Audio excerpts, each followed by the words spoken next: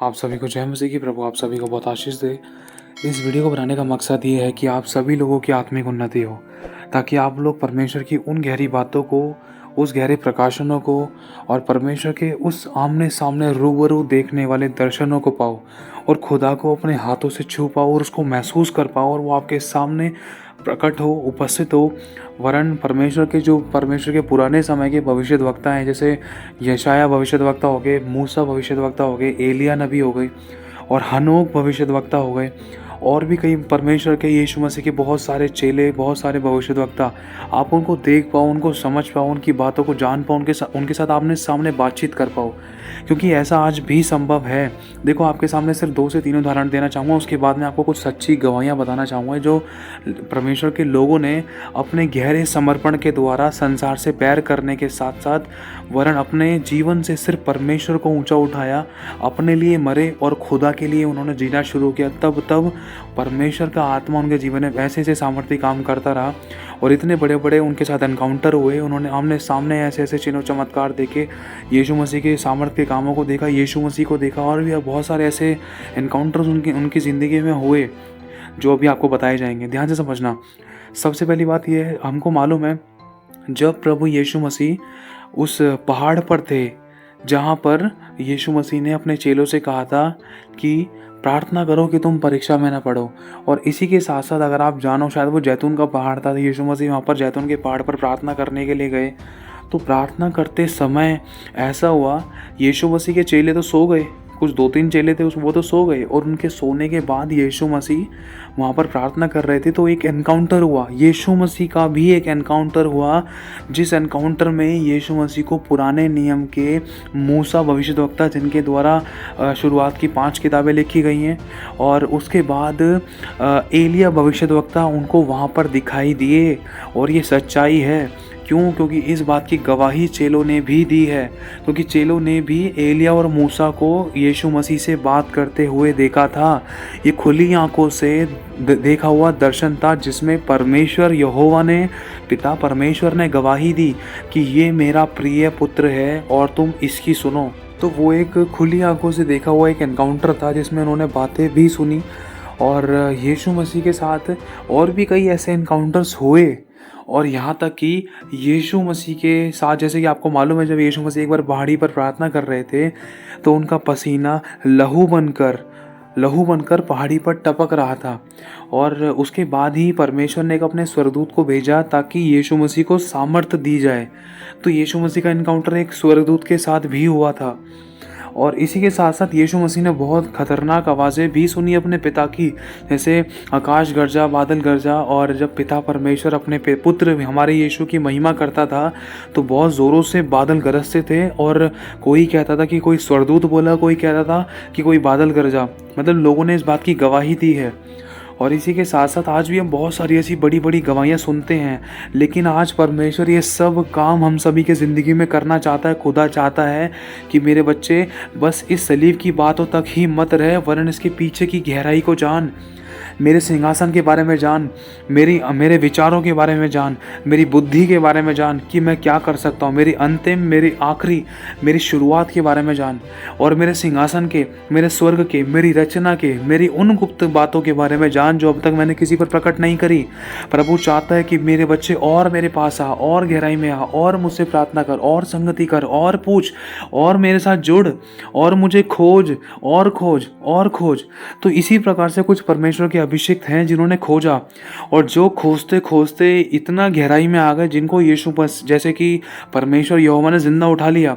अभी सिर्फ आपको शॉर्ट में बताया जाएगा। जैसे तो कि आपको मालूम होगा, हनोक परमेश्वर के साथ साथ चलते थे, उनको खोजते खोजते हनोक परमेश्वर के बिल्कुल नज़दीक आ चुके थे, और इतना नज़दीक आ चुके थे कि परमेश्वर हनोक के पास स्वयं संगति करने आया करते थे। तो सोचो, परमेश्वर ने हनोक नबी को उठा लिया, उसके बाद एलिया नबी की बारी हुई।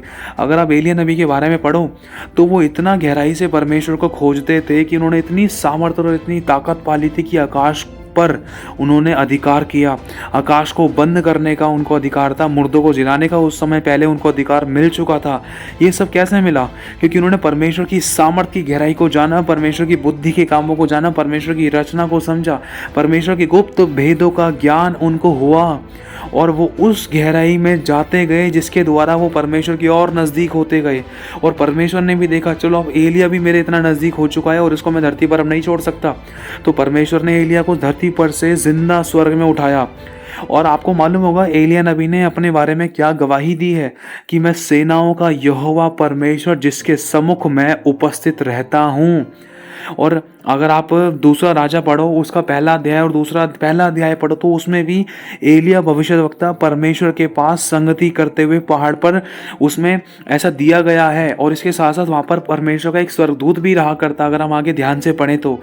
और अगर हम पहला राजा और अगर हम शुरुआत वाले एलिया नबी के शुरुआत में, जिसमें एलिया नबी को एक कौवे के द्वारा रोटी दी गई है, मीट रोटी दी गई है, अगर हम वो वाला मोमेंट पढ़ें तो वहाँ पर भी एलिया नबी ने यही गवाही दी है कि मैं परमेश्वर सेनाओं के यहोवा के सम्मुख उपस्थित रहता हूँ। मतलब वो उपस्थित रहा करते थे, उसको खोजते थे और खोजते खोजते एलिया नबी इतना परमेश्वर के नज़दीक आ गए कि यहोवा ने उनको उठा लिया, जिंदा उठा लिया। और यही बात यीशु की हुई, यही बात यीशु ने करी। यीशु मसीह ने कहा कि मैं वही करता हूँ जो मैं अपने पिता को करते हुए देखता हूँ, मैं अपने आप से कुछ नहीं करता। वरन यीशु मसीह खुद स्वतंत्र नहीं थे, वो तो खुद परमेश्वर पिता के कंट्रोल में थे। वो उनका रिमोट कंट्रोल स्वयं पिता परमेश्वर के हाथ में था और उनका दिल पिता के साथ ऐसा जुड़ गया था कि वो चाहकर भी अपनी इच्छा को पूरा नहीं कर सकते थे। इसलिए वो कहते थे, पिता मेरी नहीं तेरी सिद्ध इच्छा पूरी हो। और वो भी नहीं रह पाए, वो चाहकर भी नहीं रह सके। मेरे परमेश्वर यहोवा ने हमारे प्रभु यीशु मसीह को उठा लिया। इस बारे में भी आपको मालूम है कि यीशु मसीह मुर्दों में से जी उठे। धरती ने भी उसको उगल दिया, अधोलोक भी उसको सह ना सका। अधोलोक में से भी यीशु मसीह आत्माओं को बचाकर अपने स्वर्ग लोक में लेकर गया, जहाँ पर आत्माएं विश्राम कर रही हैं, जो विश्वास करती हैं उन लोगों की आत्माएं। जहाँ पर अब्राहम की संतान, जहाँ पर अब्राहम, इज़हाक और याकूब, और जहाँ पर वो लाजर जो अब्राहम पिता की गोद में था। कौन सा? जो धरती पर मतलब एक भिखारी की तरह जीवन जीता था। जब वो मरा तो अब्राहम पिता की गोद में पहुंचा। वो कहाँ पर? सुख लोक, मतलब स्वर्ग लोक में, जहाँ पर आत्माएं विश्राम कर रही हैं। ये टॉपिक अलग है, लेकिन फिर भी कुछ ऐसे एनकाउंटर्स हुए हैं। एनकाउंटर मतलब जिसमें आमने सामने मुठभेड़ हुई है परमेश्वर के लोगों की, पुराने भविष्यद्वक्ताओं के द्वारा, पुराने भविष्यद्वक्ताओं से परमेश्वर के लोगों ने बात करी है। और एलिया का भी एनकाउंटर दूसरी बार या कई बार हो चुका है पहले। जैसे कि आपको मालूम है, अगर आपको इस बात को ध्यान से पढ़ो कि जब एलिया भविष्यद्वक्ता स्वर्ग में उठा लिए गए थे, उसके बाद उन्होंने परमेश्वर के एक दास को, परमेश्वर के एक जन को, शायद वो परमेश्वर का जन था, उससे बात करी या पता नहीं, उसको कुछ पुस्तक दिया, उसको कुछ दिया, एक संदेश वो देने के लिए आए। क्यों? क्योंकि मेरे परमेश्वर की ये आज्ञा थी। देखो फिर भी वो जिंदा आकाश में उठा लिए गए थे, धरती पर वो नहीं रहे, क्योंकि जिंदा आकाश में मतलब सब परमेश्वर के पास उठा लिए गए। अब वहाँ से परमेश्वर ने उनको नीचे दोबारा से भेजा संदेश किसी को देने के लिए। क्योंकि अगर हम पुराने नियम में पढ़ें तो इस बात का हमें पक्का प्रमाण मिलता है कि एलिया नबी दोबारा से किसी को संदेश देने के लिए आए थे।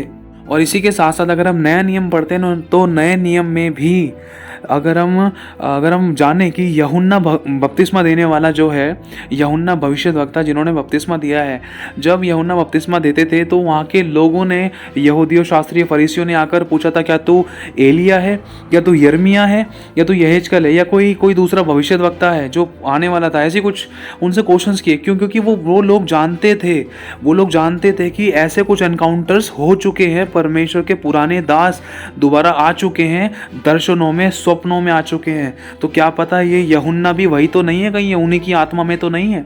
लेकिन अगर हम जाने कि एलिया की आत्मा में होकर कौन चला, वो यूहन्ना ही था। यूहन्ना वो जो पानी का बपतिस्मा दिया करता था। और इसी के साथ साथ मेरे भाई और बहनों, में बहुत गहरी बातें हैं।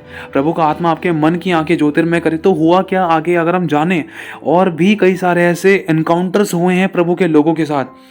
तो नए नियम में पौलुस के साथ एनकाउंटर हुआ, जब परमेश्वर के पुत्र हमारे प्रभु यीशु मसीह ने लोगों को आमने सामने देखा, जब हमारे प्रभु यीशु मसीह को किसी ने आमने सामने देखा, किसी के साथ एनकाउंटर हुआ, तो उसकी ज़िंदगी सेम नहीं रही। इस बात की सच्चाई मैं जानता हूँ मेरे भाई और बहनों, ये गहराई है। मैंने इस बात को अपनी ज़िंदगी में परमेश्वर के उस बड़े अनुग्रह से मैंने अनुभव किया है। और फिर इसी के साथ साथ अगर हम पढ़े पौलुस के बारे में, पौलुस नहीं था, पौलुस शाऊल था, सताने वाला था, मसीह लोगों को मार मार कर जेल में, बंदी गृह में बंद करता था और उनकी खाल उधेड़ देता था। लेकिन उसी शाऊल को परमेश्वर यीशु मसीह ने आमने सामने दर्शन दिया ज्योतिर के रूप में, और चमक आई, उससे बात करी। सिर्फ आवाज के द्वारा ही शाऊल का हृदय परिवर्तन हो गया। यीशु मसीह ने बात करी और बात करने के द्वारा वो शाऊल पौलुस बन गया। उसने अपनी ज़िंदगी यीशु मसीह को दे दी और यीशु मसीह के द्वारा उसने 12-13 पत्रियां लिख डाली नए नियम में। और इसी के साथ साथ अगर हम आगे पढ़ें, अपोस्टल जॉन वो है प्रेरित यूहन्ना जिनके द्वारा प्रकाशित वाक्य लिखा गया है। और उस प्रकाशित वाक्य यूहन्ना लिखने वाले परमेश्वर के दास को भी यीशु मसीह ने लगातार इन्फिनिटी दर्शन देता रहा। प्रभु दर्शन देता रहा जब तक प्रकाशित वाक्य पूरा नहीं हो गया। मेरे भाइयों और बहनों, कहा जाता है वो आज भी जीवित हैं और ये गवाही सच्ची है, चाहे आप मानो या ना मानो, वो आज भी जीवित हैं। इस बात को लेकर परमेश्वर का वचन भी बताता है और परमेश्वर के अभिषिक्तों ने इस बात का अनुभव भी किया है। अब हम आते हैं जो काम पुराने इतिहास में हुए थे, नए नियम में हुए थे, नए नियम के चेलों में, शिष्यों में, अभिषिक्तों में, भविष्यवक्ताओं में हुए थे, वही काम पुराने नियम में भी हुए, परमेश्वर के भविष्यवक्ताओं के साथ हुए। जैसे याकूब को परमेश्वर ने दर्शन दिखाया, जैसे अब्राहम को दर्शन दिखाया, और परमेश्वर ने मतलब कई बड़े बड़े भविष्यवक्ताओं को दर्शन दिखाया। बड़ी खतरनाक भविष्यवाणियाँ हुई, बहुत बड़े बड़े दर्शन देखे गए और परमेश्वर ने उन दर्शनों को, भविष्यवाणियों को पूरा भी किया। और उसके बाद अगर उन्हीं चीज़ों को देखें जो परमेश्वर ने उस समय में काम किए थे, वो काम आज भी करने की सामर्थ्य रखता है, क्योंकि लिखा है, मैं अंत के दिनों में हर एक जन पर अपना आत्मा उड़ेलूंगा। जवान दर्शन देखेंगे, पुण्य स्वप्न देखेंगे, बेटा बेटी भविष्यवाणियां करेंगे, और अंत के दिनों में मैं अपने लोगों को एक नई भाषा दूंगा। नई भाषा कौन सी है? ये अन्य भाषा है। ये पुराने नियम में भी लिखा हुआ है। एक नई भाषा के द्वारा हम परमेश्वर से बात कर सकते हैं, जिसको हम कहते हैं पवित्र आत्मा का प्रकटीकरण, जिसके ऊपर पवित्र आत्मा का दान उतरा है, और जिसके अंदर परमेश्वर का पवित्र आत्मा का दान उतरा है झट से, जिसने सामर्थ पा लिया और पवित्र आत्मा का दान गिफ्ट जिसको मिला है, तो उसका एक प्रकटीकरण ये होता है कि वो अन्य भाषा बोलने लगता है। और इसके साथ साथ देखो, वो टॉपिक अलग है, लेकिन मेरे भाइयों और बहनों, और आज भी ऐसे चमत्कार पाए जाते हैं। अगर हम देखें, जब यीशु मसीह स्वर्ग में उठा लिए गए, यीशु मसीह के उठाए जाने के बाद भी पौलुस ने यीशु का दर्शन किया। अगर हम देखें स्तिफनुस के बारे में, तो स्तिफनुस ने खुली हुई आंखों से परम प्रधान परमेश्वर के पुत्र को सिंहासन के ऊपर, सिंहासन पे खड़ा हुआ देखा, खुली आंखों से। ये भी एक सच्चा दर्शन है मेरे भाई और बहनों। ये खुली आंखों से था। सारे लोग पत्थरों को लेकर अपने हाथों में स्तिफनुस को मारने के लिए खड़े थे, लेकिन स्तिफनुस घुटनों के बल आकर परमेश्वर यीशु मसीह को देख रहा था और इस बात की खुली आंखों से गवाही दी कि मैं परम प्रधान परमेश्वर के पुत्र प्रभु यीशु मसीह को परमेश्वर के दाहिने ओर खड़ा हुआ देख रहा हूँ। और इसी के साथ साथ अगर हम जानें, और पौलुस को भी परमेश्वर यीशु मसीह ने दर्शन दिया। और अगर हम और आगे बढ़ते हैं इसमें, तो हम प्रकाशित वाक्य यूहन्ना के बारे में भी पढ़ते हैं, और पौलुस को भी बहुत बड़े बड़े दर्शन परमेश्वर ने दिए, बहुत बड़े बड़े प्रकाशन दिए। प्रकाशन के बारे में अगर हम जानें, तो पौलुस ने साफ कह दिया, कहीं मैं प्रकाशनों की बहुतायत से फूल ना जाऊं, कहीं मैं घमंड ना करने लगूं, इसलिए मुझे कांटा चुभोया गया, अर्थात शैतान का एक दूत जो मुझे घूंसे मारता है। और चलो वो भी टॉपिक अलग है, लेकिन अब हम बात आते हैं एनकाउंटर्स पे। आज भी परमेश्वर के कुछ ऐसे अभिषेक थे जिनको मैं आपको शॉर्ट में बता देना चाहता हूँ कि उन्होंने कैसे कैसे अनुभव लिए हैं। देखो, आज के टाइम पर यीशु मसीह के जिन लोगों ने परमेश्वर को पाने के लिए, देखने के लिए, उनके गहराई में जाने के लिए, बाइबल को घोट के पीने के साथ साथ प्रभु यीशु मसीह को पाने के लिए गहरा अध्ययन, अपनी आप का बलिदान, कहने का मतलब अपने लिए मरना। अपने लिए मरने का मतलब ये नहीं कि कुछ खा पी के मर जाओ, फांसी लगा लो या कुछ गलत खा पी लो, नहीं। अपने लिए मरने का मतलब है कि अपना क्रूस उठाना, अपनी अभिलाषाओं को पूरा ना करना, वरन अपने परमेश्वर की इच्छा को पूरा करना।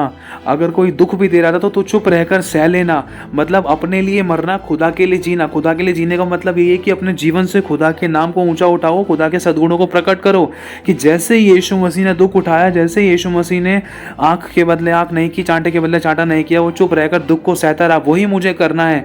इसे कहते हैं अपने लिए मरना। क्यों? क्योंकि यीशु मसीह भी अपने पिता की इच्छा को पूरा करता था, पिता के गुणों को प्रकट करता था, और यही काम उन कुछ परमेश्वर के ऐसे सच्चे अभिषिक्तों ने किया जो आज भी जीवित हैं, जो आज भी करते हैं।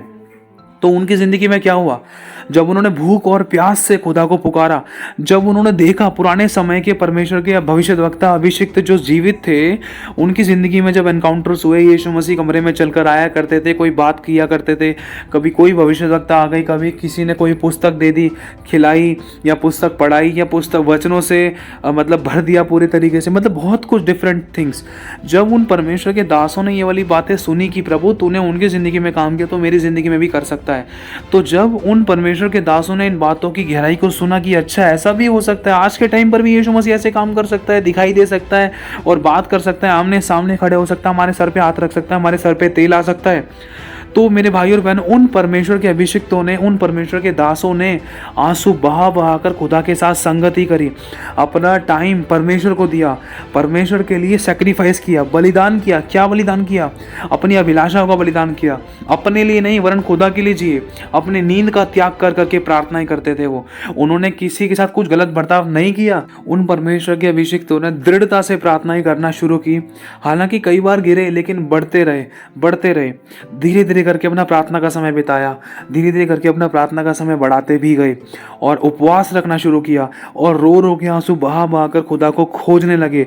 खुदा तुझे गहराई से जानना है, तुझे देखना चाहता हूँ, तुझे सुनना चाहता हूँ, तुझे समझना चाहता हूँ, तेरे अनुसार चलना चाहता हूँ, तुझे प्रसन्न करना चाहता हूँ, तेरी सीधी इच्छा को पूरा करना चाहता हूँ, तेरे राज्य को बढ़ाना चाहता हूँ, तेरी आत्मा की अगुवाई में चलना चाहता हूँ, तेरे सिंहासन को देखना है, तेरे चेहरे को देखना है प्रभु, मेरे को वो जीवन के वृक्ष को देखना है, मुझे नया यरूशलेम देखना है, मुझे वो बिलौर के से कांच की सी नदी देखने जो नई यरूशलेम में बहती है प्रभु, मुझे तेरे सोने का सिंहासन देखना है, तेरे स्वर्ग का सिंहासन देखना है, वो 24 प्राचीनों के सिंहासन देखने हैं प्रभु परमेश्वर, मुझे वो तेरे साराप देखने हैं, तेरे स्वर्गदूत देखने हैं, तेरे उन स्वर्गदूतों की गहराई को जानना है, तेरी बुद्धि के बारे में जानना है, तूने रचना कैसे की, इसके पीछे क्या है और तू किस तरीके से आकाश को थामे रखता है, किस प्रकार से पृथ्वी को सटाए रखता है, किस प्रकार से तूने सागर की सीमाओं को ठहराया है, किस प्रकार से प्रभु परमेश्वर तू हर बातों को यू क्रिएट कर देता है, किस प्रकार से मेरे परमेश्वर तू आश्चर्य कर्म करता है और कौन से तेरे ऐसे गुप्त भेद है मुझे जानने हैं प्रभु, मुझे बता। रो रो कर उन्होंने गिड़गिड़ा कर अपनी आंसुओं से अपनी बाइबल को भिगो डाला, पढ़ते रहे, प्रार्थना करते रहे, रोते रहे, पढ़ते रहे, प्रार्थना करते रहे, रोते रहे। अपना खाना पीना एक तरफ, अपना प्रार्थना आराधना करना एक तरफ, जहाँ वो गलत संगतियाँ करा करते थे या कहीं और जाया करते थे, टाइम पैसा एनर्जी अपना संसार में लगाया करते थे, वो सब चीज़ जो उनको खुदा से दूर कर रही थी अपनी ज़िंदगी से, उन्होंने उन बातों को, कामों को, विचारों को, उन अभिलाषाओं को, उन सारी शैतान के कामों को, शारीरिक वस्तुओं को, सब चीज़ों को अपने जीवन से दूर करके अलग हटाकर, क्योंकि उन्होंने इस बात का अनुभव किया, इन चीज़ों को अपने सीने से लगाकर भी कुछ नहीं मिला, टाइम पैसा एनर्जी सब कुछ वेस्ट ही था, वरन खुदा से भी दूर हो रहे थे। तो उन्होंने उन वस्तुओं को, टाइम को, पैसे को, एनर्जी, जो भी इनका कुछ भी चीज़ उनका संसारिक कामों में जो लिप्त होने के कारण जो उनका बर्बाद हो रहा था, वो सब चीज़ उन्होंने अपनी ज़िंदगी में से हटाई और एक अपना पर्सनल टाइम परमेश्वर के साथ बिताने के लिए अपना शुरुआत करी। जैसे जैसे वो शुरुआत करते थे वैसे वो दृढ़ता से प्रार्थना करते थे। लगे 1 हफ्ता लगा, 2 हफ्ते लगे, करते रहे, जब तक प्रभु ने दर्शन नहीं दिए, जब तक करते रहे, बोलते रहे, प्रभु तूने उनको भी दिया, प्रभु दर्शन तू मुझे भी देगा, तू उनको दिखाई दिया, तू मेरे को भी दिखाई देगा, मैं तुझे देखना चाहता हूँ, क्योंकि तूने प्रभु उनको भी दर्शन दिया, क्योंकि तेरे प्रभु उस दास ने तुझे पुकारा, तू भेदभाव नहीं करता। बोलते रहे, रोते रहे, बोलते रहे, बिलकते रहे, रोते रहे, बिलकते रहे, बोलते रहे। एक समय आया उनकी ज़िंदगी में, आज जब मैं उनकी गवाहियों को सुनता हूँ तो आत्मा से भर जाता हूँ। आज मेरी भी भूख और प्यास है प्रभु, मुझे और गहराई में जाना है, क्योंकि अभी जो पाया वो कुछ भी नहीं है, क्योंकि यहोवा परमेश्वर हमारा यही चाहता है। जब मैंने उस परमेश्वर के दास से ये वाली बात सुनी कि हमारा परमेश्वर पिता नहीं चाहता कि हम सीमित रहें, वो चाहता है इतना जानना काफ़ी नहीं बेटा, और जाना भी, बहुत कुछ जानना ज़रूरी है तुझे मेरे बारे में, और बहुत कुछ जानना ज़रूरी है, अभी तो कुछ नहीं जानता, और जान और जान और जान। प्रभु चाहता है और नज़दीका, और नज़दीका, और नज़दीका। चुप लगाकर मेरे दिल की धड़कनों को सुनने के लिए अपना सर मेरी छाती पे रख, अपना सर मेरी छाती पे रख, और नज़दीका। अपनी सांसों को धीमा कर ताकि तू मेरे दिल की धड़कनों को सुन पाए। बिल्कुल शांत हो और गहराई में जा, और गहराई में जा, देख मैं क्या कहना चाहता हूँ।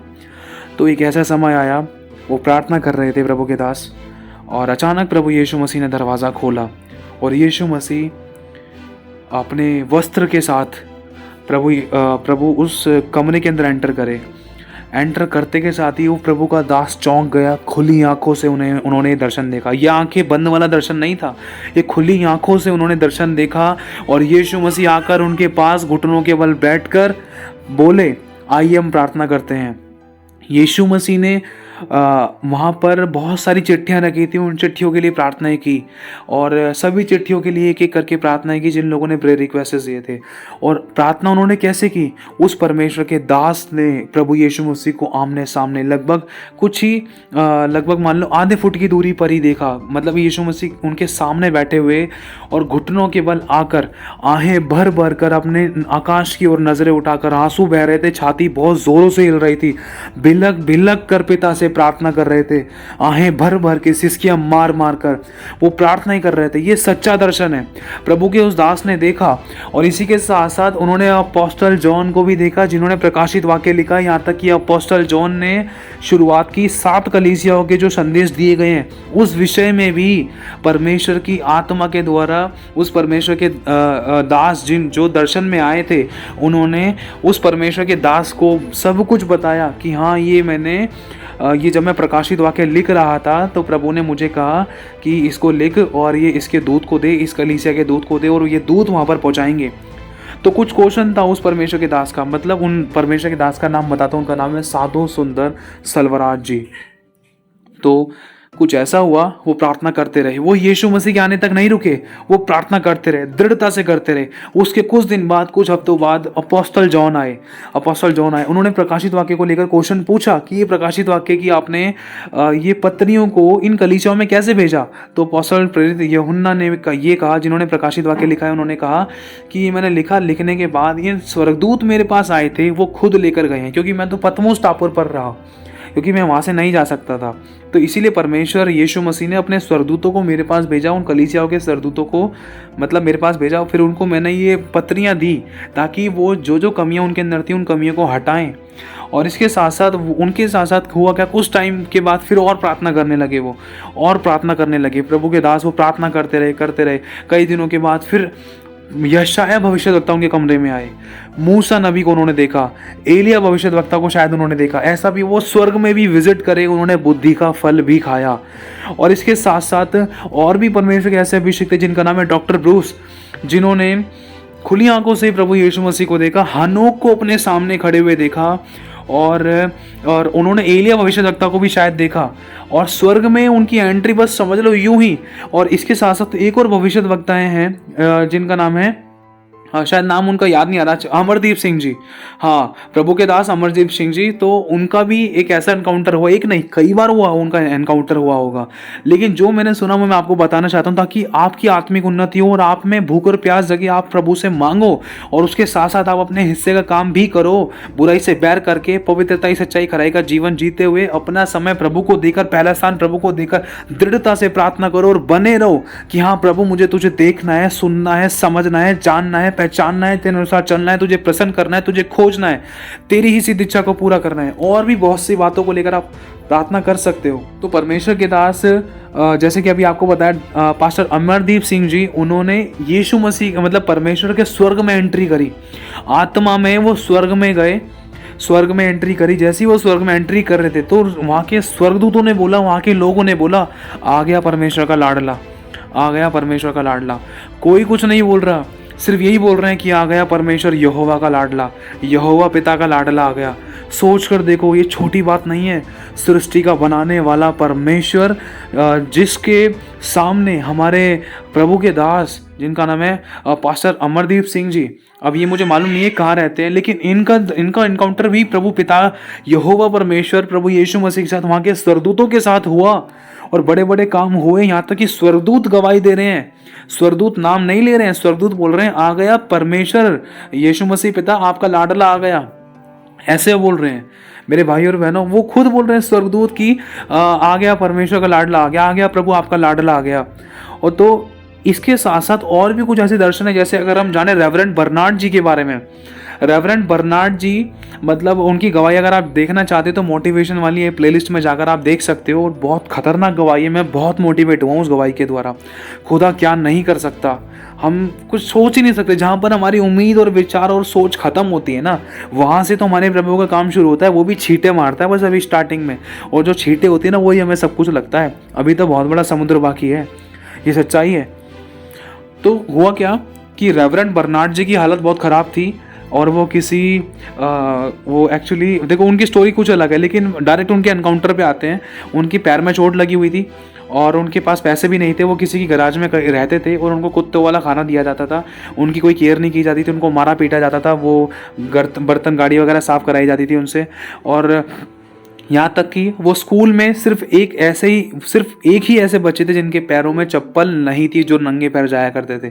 अचानक कुछ ऐसे हुआ, उनके पैर में चोट लगी बड़ी खतरनाक, और वो सूजता गया, दर्द बढ़ता गया। तो डॉक्टर के पास लेकर गए, तो डॉक्टर ने कह दिया ये दोबारा कभी चल नहीं पाएगा। तो वहाँ से फिर वो गराज का जो मालिक था, जिस मालिक ने अपने घर में उनको रखा था, क्योंकि वो बाहर कहीं शॉपिंग वगैरह मॉल के बाहर, तो कुछ ऐसा हुआ था, वो मतलब किसी मॉल वगैरह के बाहर थे, ग्रोसरी वगैरह रखवा रहे थे, सामान जो बड़े बड़े घर के लोग खरीद के लेकर आते हैं, तो उस सामान को उठाकर गाड़ियों में डलवाना।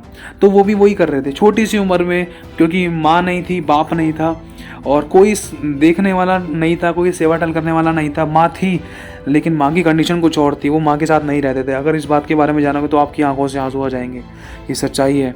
लेकिन हमारे प्रभु ने कितना खतरनाक काम किया, उस बेसहारा को आज कितनों का सहारा बना दिया, और ये सच्ची गवाही है, वो आज भी जीवित हैं।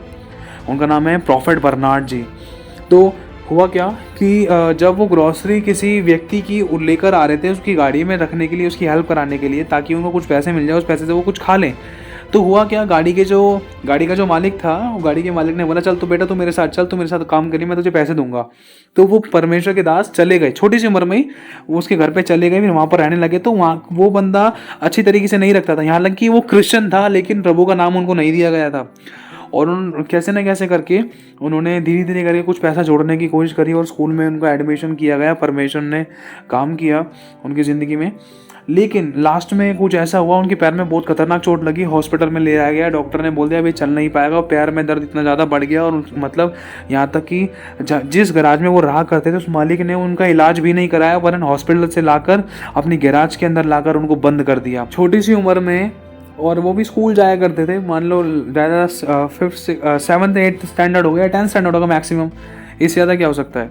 तो वो जब उस गैराज के अंदर बंद थे तो बहुत ज़ोरों से वो रो रहे थे, यहाँ तक कि उनको व्हीलचेयर पे डाल रखा था, शायद पता नहीं कोई कुर्सी थी क्या था, मतलब वो चल नहीं पा रहे थे, वो पड़े हुए थे, रोए जा रहे थे, पैर सूज कर कुप्पा हो चुका था, दर्द बढ़ रहा था और कोई नहीं सुन रहा था। उनकी चीखें निकल रही थी कि कोई हेल्प मी, कोई दर्द को ठीक करो, ये करो वो करो, लेकिन कोई नहीं सुन रहा था। उस गैराज में वो चीखते चिल्लाते रहे, लेकिन अचानक एक मोमेंट ऐसा आया, लिखा है ना, अगर हम पढ़ें पुराना नियम पढ़ें और अगर हम भजन संहिता का 18वां अध्याय पढ़ें, तो प्रभु का वचन उसमें एक कहता है, वो टूटे और पिसा मन उसके घृणियों के बलिदान है, वो दरिद्रों की दुहाई पर कान लगाता है। और ऐसा भी लिखा है, देख मैं तेरे दुखों को सुनकर मैं बेचैन हो गया और मैं स्वर्ग को झुकाकर उतर आया।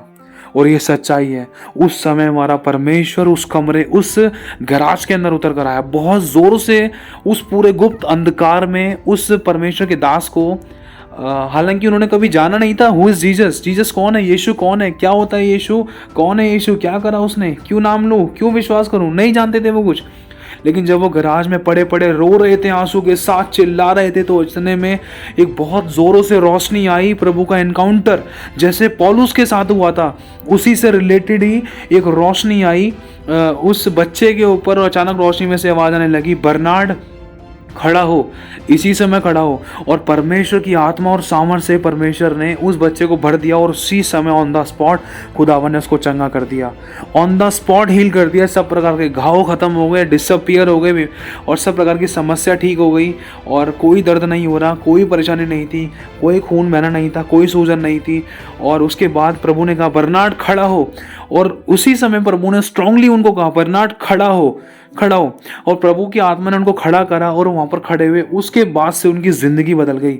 और आने वाले टाइम में उनके साथ पता है क्या हुआ कि चलते फिरते इंसान की जिंदगी के बारे में बस यूं ही बता रहे चलते चलते, क्योंकि प्रभु का रिश्ता उनके साथ ऐसा हो गया कुछ टाइम बाद, लगभग मान लो उसके कुछ ही दिनों बाद उनका रिश्ता प्रभु यीशु मसीह के साथ ऐसा हो गया कि पवित्र आत्मा, परमेश्वर का सामर्थ, प्रभु का आत्मा उनको कानों में आवाज मारने लगा, बताने लगा।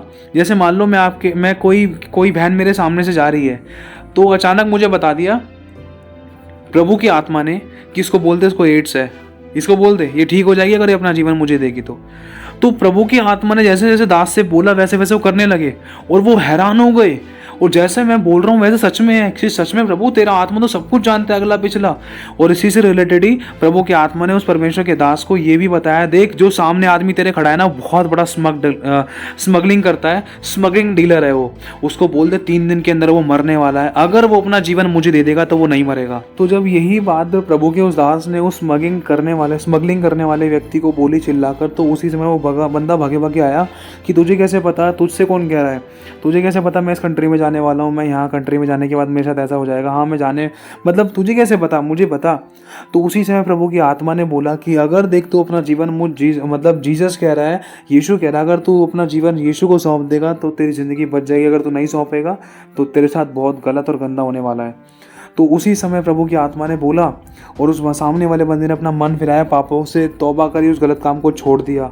तो मतलब कहने का ये है कि जब जब प्रभु की आत्मा ने, प्रभु यीशु मसीह ने, प्रभु के स्वर्गदूतों ने, प्रभु के भविष्यद्वक्ताओं ने, अपोस्टल्स ने प्रभु के उन लोगों के साथ जो अभी धरती पर जीवित हैं, आमने सामने बात करी, मुठभेड़ करी, एनकाउंटर्स किए, बातचीत की, तो जिनके साथ ऐसा हुआ ना उनकी ज़िंदगी सेम नहीं रही। जैसे कि हम अभी कितनी आपको गवाहियाँ दी हैं, ये सच्चाई है।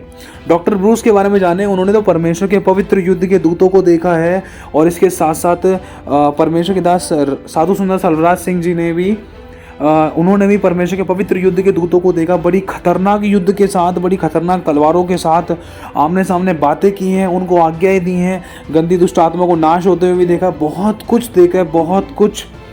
और इसी के साथ साथ और भी बहुत सारे ऐसे प्रभु के दासों ने ऐसे से अपनी ज़िंदगी में अनुभव किए हैं जो यहेजकल के साथ या ये शायद यिर्मयाह के साथ हुआ था कि परमेश्वर ने एक पुस्तक को खिलाया था, पुस्तक को मुंह के अंदर डाल दिया था कि ले अब तू अपने मुंह को खोल, मैं तेरे मुंह को अपने वचन से भर दूंगा। और मतलब वही मूवमेंट प्रभु ने अपने एक दास के साथ किया, वो आज भी जीवित हैं। और इसी के साथ साथ प्रभु ने कई ऐसे भी एनकाउंटर्स किए हैं जिसमें प्रभु यीशु मसीह अपने लोगों को, किसी को नरक दिखाया है, किसी को स्वर्ग दिखाया है, और किसी को ऐसी ऐसी मोमेंट्स दिखाए हैं जो इंसान सोच भी नहीं सकता कि प्रभु क्या तू मुझे ये भी दिखा सकता है, ये भी बता सकता है। इतनी गहरी बातें तो मैं जानता नहीं था, मुझे तो पता भी नहीं था कि ऐसा भी हो सकता है। क्योंकि देखो मेरे भाइयों बहनों, क्योंकि जब उन परमेश्वर के दासों ने जब दूसरे आगे भविष्यद्वक्ताओं की गवाहियाँ सुनी कि उनके साथ बड़े बड़े मिरेकल्स हुए, चमत्कार हुए, एनकाउंटर्स हुए हैं जो अनबिलीवेबल हैं, जो कुछ बहुत सी बातें बाइबल में नहीं लिखी हैं लेकिन वो भी उनके साथ हुई हैं प्रभु यीशु मसीह की आत्मा, पवित्र आत्मा की अगुवाई में, प्रभु के द्वारा, तो मेरे साथ भी हो सकती हैं। तो उन परमेश्वर के अभिषिक्तों ने सामर्थ्य रूप से दृढ़ता से प्रार्थना करते रहे, जब तक वो आगे बढ़ते नहीं, जब तक वो आगे मुकाम नहीं पाते तब तक वो करते रहते। जैसे ही उन्होंने आज एक एनकाउंटर पाया, जैसे मान लो आज यशायाह भविष्यद्वक्ता को देख लिया, फिर उसके बाद वो रुके नहीं यहाँ पर, हाँ भाई मैंने देख लिया, मैं तो खुश हो गया, बस बहुत है, नहीं। इसके बाद प्रभु और जानना है, और जानना है इस पुस्तक के बाद क्या आया, तूने कैसे लिखा, तूने कैसे बुलाया, कैसे बुलाहट पूरी हुई, क्या करना है क्या नहीं करना, जो भी चाहते थे वो उन्होंने मांगा। फिर अपोस्टल्स आने लगे, फिर प्रभु यीशु मसीह, स्वर्गदूत आए, और परमेश्वर पिता का सिंहासन, परमेश्वर की पहाड़ी, और यहाँ तक कि मरियम तक को भी परमेश्वर के लोगों ने देखा। और डॉक्टर DGS दीनाकरण जी की भी कितनी सामर्थ्य गवाही है। प्रभु यीशु मसीह तो उनसे आमने सामने मतलब बहुत सामर्थ्य रूप से बात करते थे, उनको तो उन्होंने तो स्वर्ग भी देखा है, वो तो स्वर्ग में भी विजिट कर चुके हैं। आमने सामने की बात क्या है, वो तो स्वर्ग में भी जा चुके हैं। और मेरे भाई और बहनों, इसके साथ साथ और भी बहुत सारी ऐसी गवाहियाँ हैं जिसमें प्रभु यीशु मसीह आज भी बहुत से लोगों को चलते फिरते दिखाई दिया है, प्रार्थना करते हुए दिखाई दिया है, आराधना करते हुए प्रभु यीशु मसीह का हाथ किसी के सर पे आता है, कोई अपनी आंखों के सामने देखता है, कोई चलते हुए देखता है, कोई निकलते हुए देखता है, कोई आते हुए देखता है, कोई स्वर्गदूतों को देखता है, कोई युद्ध के दूतों को देखता है, कोई अग्नि में तलवारों को देखता है, कोई आग ही आग देखता है, कोई मतलब परमेश्वर के उन भविष्यद्वक्ताओं को देखा जिनके द्वारा पुराना नियम लिखा गया है या जिनके द्वारा नया नियम लिखा गया है।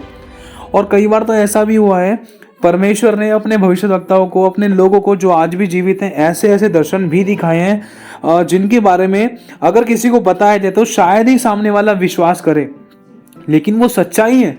अब अनुभव है तो इसलिए जब भी तो वो सामने वाले को बताते हैं। अब सामने वाला जो आत्मिक होगा, जो आत्मा से परिपूर्ण होगा, बुद्धि से परिपूर्ण होगा, जिन्होंने ऐसे अनुभव लिए होंगे, वही समझ सकता है इनको। क्योंकि देखो जैसे उदाहरण के तौर पर अब पुराने नियम में क्या हुआ था, परमेश्वर ने इजरायलियों को मन्ना खिलाया था।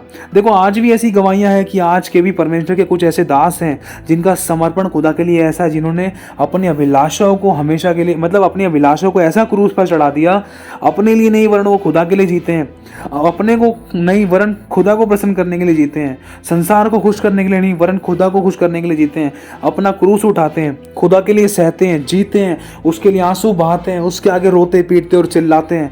और ऐसे लोगों को खुदा ऐसे बढ़ा रहा है सामर्थ्य रूप से कि आने वाले टाइम में वो एक जड़, एक नींव बनेंगे, ताकि जब परमेश्वर के लोग ऐसी गवाहियां सुने तो उनके अंदर एक आग आए, एक आत्मिक आग उत्पन्न हो और उनके अंदर भी एक भूख और प्यास उत्पन्न हो, ताकि वो भी चाहे कि मुझे भी प्रभु को देखना है।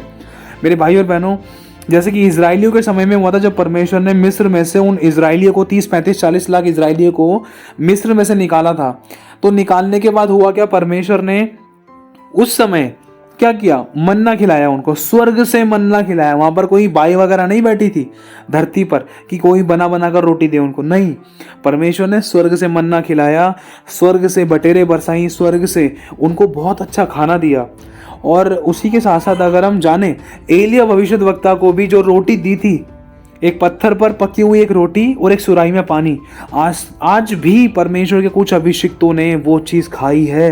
ये सच्ची गवाहियां हैं और इन बातों के लिए आपको और मुझे भूखा और प्यासा होना ज़रूरी है।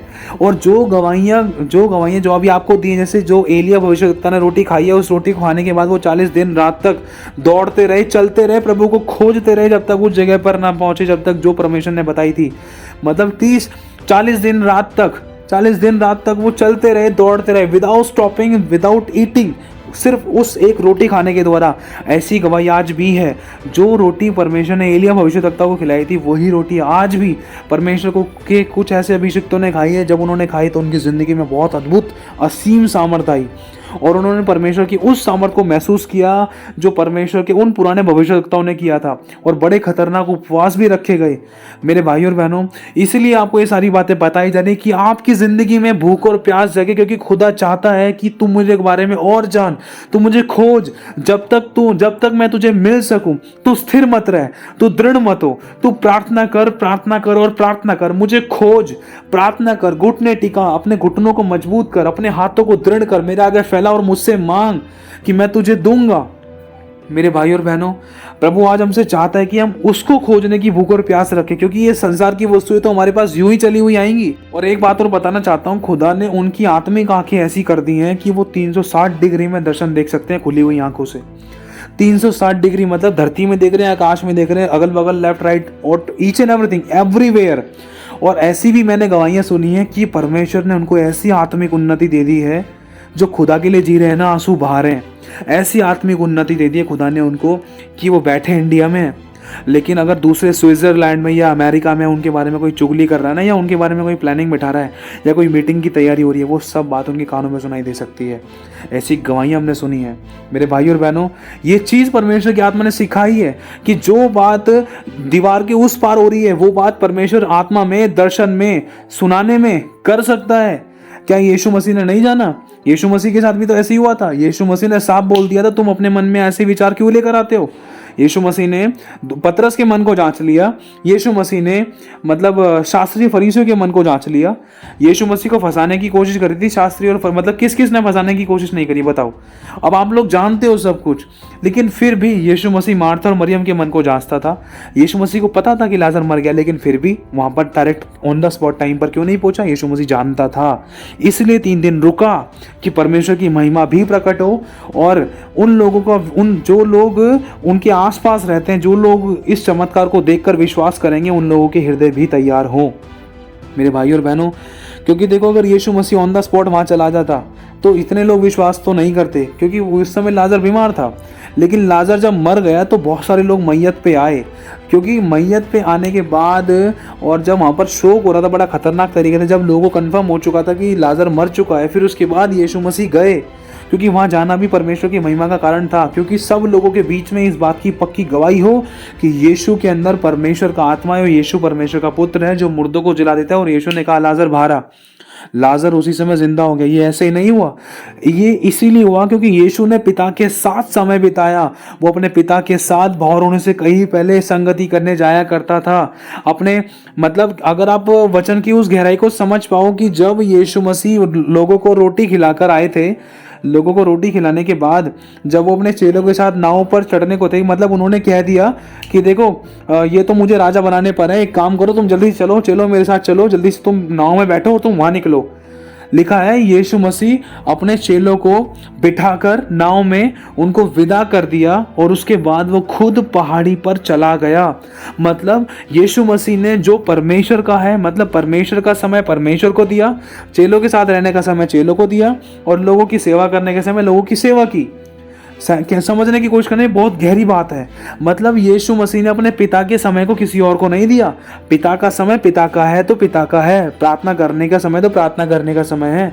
तो उन्होंने इस बात की गंभीरता को समझा और यही गंभीरता एलिया भविष्यद्वक्ता के जीवन में पाई गई है।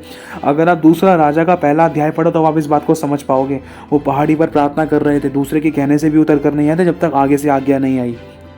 तीसरा, अगर आप जानो हनोक के बारे में, अगर हनोक की उस गहराई के बारे में जानो जिसमें कि हनोक के बारे में ये गवाही दी गई कि वो परमेश्वर के साथ साथ चलते थे और परमेश्वर को उन्होंने प्रसन्न किया। लोगों ने ये गवाही दी। और प्रसन्न करने का मतलब क्या है?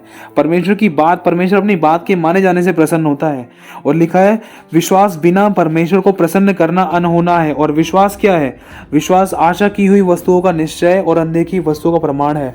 तो मेरे भाई और बहनों, इन सभी बातों से आपको बताना चाहता हूँ। अभी आपके सामने सिर्फ कुछ ही मोमेंट्स आपके सामने शेयर किए। बहुत से मैं जानता नहीं हूँ, बहुत से आप लोगों को पता होगा मुझसे ज़्यादा, लेकिन उनको जानना ही काफ़ी नहीं है। खुदा चाहता है कि हम और खोजें, खुदा को ढूंढें, उसको मतलब पूरे दिल से पुकारें। चाहे रोना हो रोएं, पुकारना है पूरे दिल से पुकारें।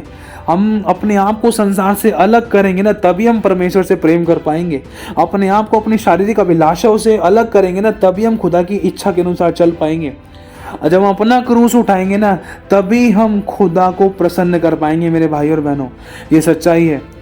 अब बस परमेश्वर का आत्मा चाहता है कि मेरे बच्चे, मैं देख तुझसे वाद ही बात करना चाहता हूँ। भजन संहिता कहता है कि देख आजा, तो अपनी बात को, दाऊद ने कहा है, मैं अपनी दिल की बात को यहोवा के सामने खुलकर कहूँगा।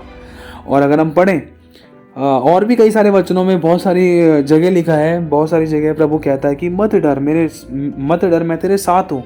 और हमें किसी बात की चिंता ना करके वरन प्रभु के पास जाना है और अपने दिल की बातों को उससे खोलकर कहना है। प्रभु कहता है कि तुम मुझसे मत छुपा, मैं सब जानता हूँ। अपने आप को मेरे सामने खोल कर रख दे। तो मेरे सामने एक ऐसा पात्र बन जो सिर्फ मुझ पर डिपेंड हो। तू अपनी बुद्धि का, अपनी समझ का सहारा ना ले। जब तू अपने आप को मेरे सामने समर्पित और सरेंडर करेगा ना, तब मैं तुझे अपनी चाक पर रखूंगा और मैं तुझे वो आकृति दूंगा जिसके अंदर मैं अपनी महिमा प्रकट करूंगा। और मैं तुझे वो बर्तन बनाऊंगा जिसके द्वारा बहुत से लोगों की भूख तृप्त की जाए, बहुत से लोगों की प्यास तृप्त की जाए। और तुझे मैं जीवन के जल का सोता बनाऊंगा। जो तुझसे पिएगा वो कभी प्यासा ना रहेगा, जो तुझसे खाएगा वो कभी भूखा ना रहेगा। मतलब मैं तुझ पर अपने आप को प्रकट करूंगा। मेरे भाई और बहनों, प्रभु चाहता है कि आप उसको खोजने के लिए तैयार हैं। ये तो अभी कुछ ही गवाहियाँ हैं। प्रभु चाहता है कि आपकी ज़िंदगी में भी ऐसी बड़ी बड़ी गवाहियाँ बने कि आप चलते फिरते उठते बैठते यीशु से बात करो, यीशु से पूछो। सुबह टाइम से उठकर, जैसे हमने ऐसी भी गवाहियाँ सुनी है कि जैसे परमेश्वर के कोई दास है, उनको किसी मीटिंग में जाना था, तो प्रभु का आत्मा कह रहा नहीं, तेरे पास जूते पॉलिश करने का भी समय नहीं है। ठीक है, जूते पॉलिश करने का समय नहीं है। शाइनिंग वाले जूते ले, क्लियर कर, और बार बार ये पॉलिश करने का हिसाब किताब छोड़। जल्दी से पहन और निकल, जल्दी से पहन और निकल मीटिंग के अंदर। ऐसी ऐसी गवाही हमने सुनी है मेरे भाई और बहनों। प्रभु का आत्मा कैसे बात करता है, खाने पीने तक को लेकर, छोटी छोटी बातों को लेकर। नहीं इधर से नहीं उधर से, ऐसे नहीं वैसे, इस तरह से नहीं उस तरीके से। प्रभु का आत्मा ऐसे समझाता है, ये ड्रेस नहीं वो ड्रेस पहन। प्रभु क्या पहनूं? प्रभु आप बताओ। प्रभु दिखाता है, प्रभु बात करता है, आत्मा में डालता है, कान में डालता है। प्रभु दर्शन दिखाता है, स्वप्न दिखाता है, वचन आंखों के सामने लेकर आता है। प्रभु बात करता है मेरे भाई और बहनों, लेकिन उसको समझने के लिए ना हमारे दिल के कनेक्शन खुदा के साथ जुड़े होने चाहिए। तो प्रभु आशीष दे आप सभी को। जय मसीह की। वो आज इंतजार करता है कि मेरे बच्चे, मैं अपने आप को तुझ पर प्रकट करना चाहता हूँ। तू मुझे खोज, तू मुझे पालेगा।